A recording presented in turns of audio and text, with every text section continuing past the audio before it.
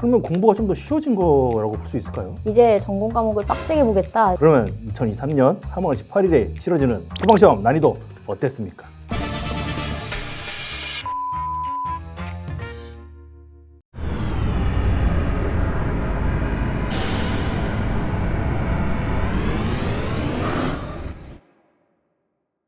지금부터 소방시험의 미래를 보고 온 용의자 단지대의를 자세히 취조해 보겠습니다. 자, 이름 강다나입니다. 강다나, 직업 에듀윌에서 소방학개론 강의를 하고 있습니다.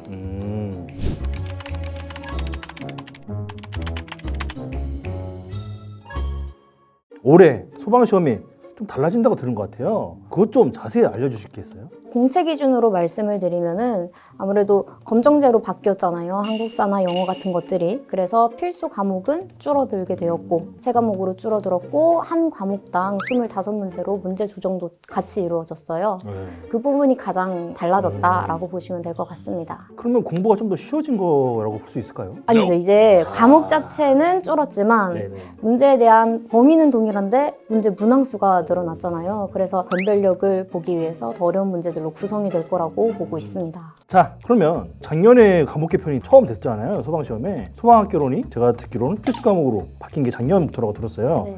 그것 때문에 난이도가 더 어려졌다거나 쉬워졌다거나 그런 변화가 있었나요? 아무래도 훨씬 더 그렇겠죠. 필수 과목으로 들어갔다는 것 자체가 이제 전공 과목을 빡세게 보겠다 이런 엄포이기도 하기 때문에 훨씬 더 어렵고 지엽적인 문제들이 많이 출제가 될 거라고 보고 있습니다. 근데 사실 이게 막 어려운 게 아니고 원래 있었던 내용들인데 소방 공무원 준비를 하시는 분들이 많이 안 보셨던 그런 범위에서 나와서 다들 어려워하시지 않았나라고 생각을 하고 있고요. 난이도 얘기를 하셔가지고 제가 질문을 드릴게요. 네. 본인이 미래를 보고 왔다고 당당하게 얘기하고 계시는데 그러면 2023년 3월 18일에 치러지는 소방시험 난이도 어땠습니까? 어려웠습니다. 어려웠습니까? 그러면 작년보다 어려웠습니까? 비슷한 것 같아요. 비슷해요? 네. 네. 최근에 소방공무원 하려는 수험들이 많잖아요. 채용 경쟁률이 어떤가요? 최근에 채용 인원에 대해서 발표가 났는데 생각보다 너무 적은 인원만 채용한다 이렇게 나왔어가지고 아무래도 이전에 비해서는 훨씬 더 경쟁률이 높아졌지 않을까라고 생각합니다. 이렇게 경쟁률이 높아졌는데 합격하려면 어떻게 해야 되죠, 그러면? 강다나와 공부를 하시면 될 거예요. 네, 좋습니다. 교수님과 함께하면 높은 경쟁률도 네, 뚫을 수 단박에 있습니다. 뚫을 수 있다. 네. 자, 이제 소방시험까지 얼마 남지 않았어요. 이 남은 한 달 동안 어떻게 공부를 해야 될까요? 이제는 더 이상 새로운 문제들을 보기보다도 이전에 풀이를 하셨던 오답노트라든지 이런 것들을 조금 활용해서 나의 최대의 역량을 끌어낼 수 있게끔 하는 것이 훨씬 더 좋은 효율적인 공부법이라고 생각합니다. 저는 이제 마지막 파이널 강의를 준비를 하고 있는데요. 이 파이널 강의 때는 본 시험과 같이 타이머 맞춰가지고 하나의 모의고사를 푸는 시간을 갖도록 할 거예요. 그 이후에 또 해설 강의도 들어가 있으니까 본 시험처럼 예비로 한번 보시고 내가 어떤 부분이 부족하구나 라는 것을 마지막 마무리 정리하는 차원으로 같이 진행을 하시면 좋을 것 같습니다. 실전 감각도 키워주고 맞습니다. 마무리 정리도 해주고 취조는 끝난 것 같습니다. 마지막으로 이 영상을 보고 있는 수험생들한테 하고 싶은 말이 있다면 최종 변론 기회 드리겠습니다. 여러분들 이제 한 달 남았다고 너무 이제 긴장하시거나 어려움을 느끼시는 분들이 굉장히 많으실 텐데요. 조급함 절대 느끼실 필요 없고 지금 하셨던 것처럼 그대로 마무리까지 잘 해주셨으면 좋을 것 같습니다. 미래를 보니까 어떻던가요? 미래를 제가 방금 보고 왔는데 지금 시청하고 계신 여러분들 전부 다 합격이 되어 있더라고요. 이미 미리 축하드립니다. 미래를 보고 오신다고 했잖아요. 문제 좀 유출 좀 시켜주시죠. 네, 그거에 맞는 예상 문제 함께 보시죠. 자, 그러면 미래에서 보고 온 예상 문제 3문제 풀이 바로 진행해 보도록 하겠습니다. 첫 번째 문제, 폭발에 관련된 문제를 가지고 왔어요. 물론 폭발이라고 하는 게 생성 과정에 따라서 물리적 폭발이냐 화학적 폭발이냐 나눠도 봤지만 우리 배관 내부에서 발생할 수 있는 화재에 의한 압축 파해에 의한 폭발 현상도 나눠볼 수가 있었죠. 이 폭발은요, 우리 화염 전파 속도가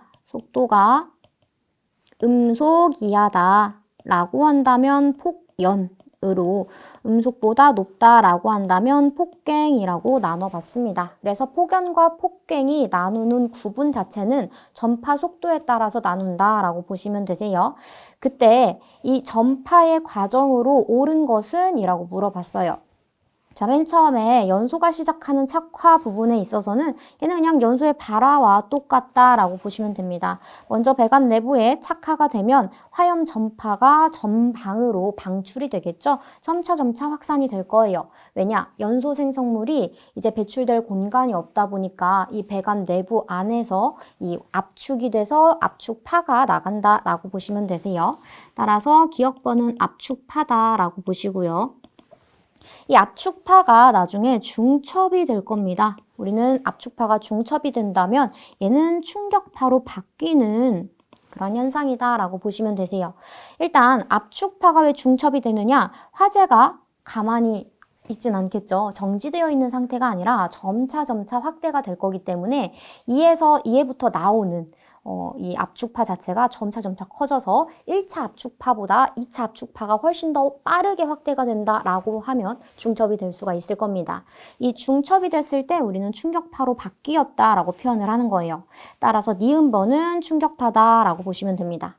마지막 충격파로 바뀌면 이때부터 폭갱이라고 표현을 하는데 이 폭갱으로 바뀌면서 전진하는 파형 폭갱파로 바뀌면서 마지막 폭갱까지를 확인을 해주시면 돼요.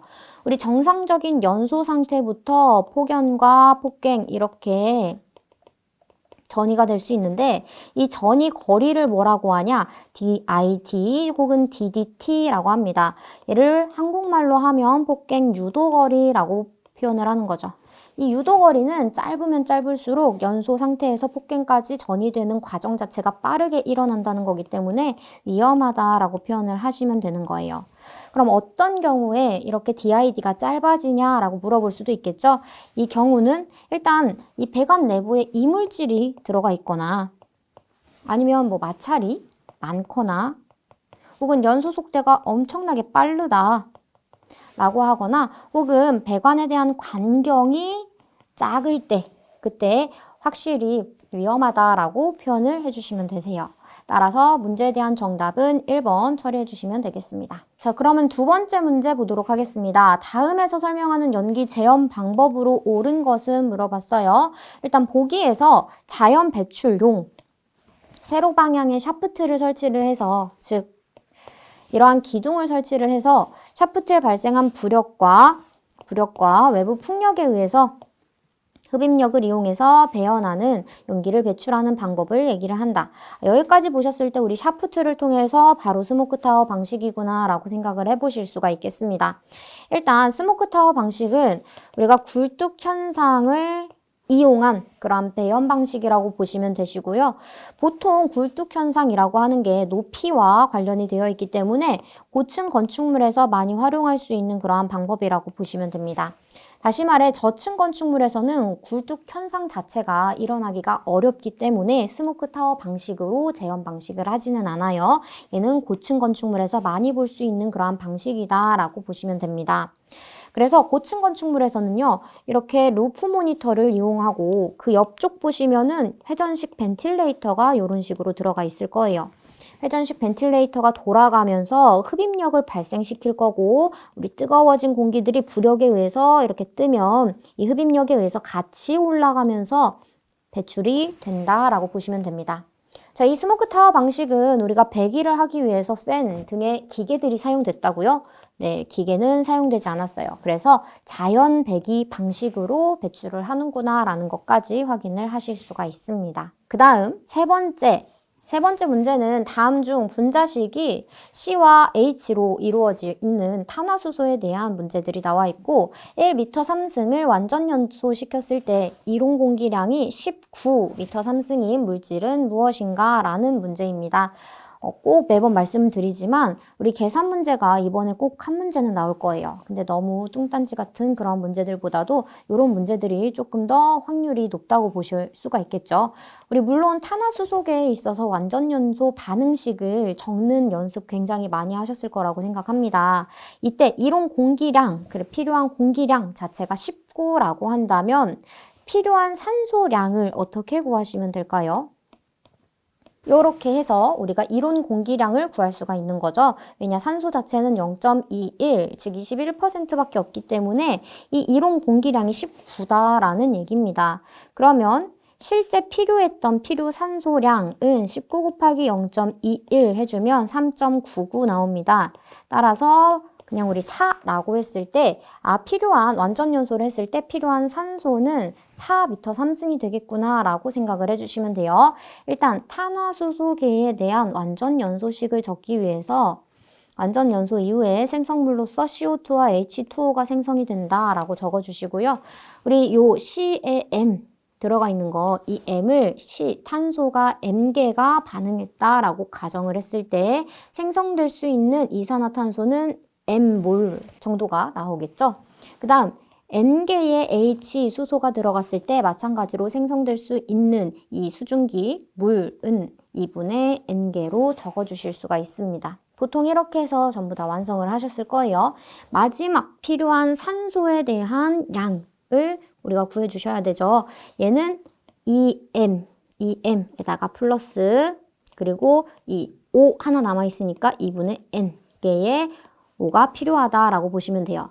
근데 여기에 바로 들어갈 수 없죠. 왜냐? O2기 때문에. 그래서 O2는 여기에다가 나누기 2를 하셔서 M 플러스 4분의 N개의 O2가 들어간다, 필요하다라고 보시면 되겠습니다.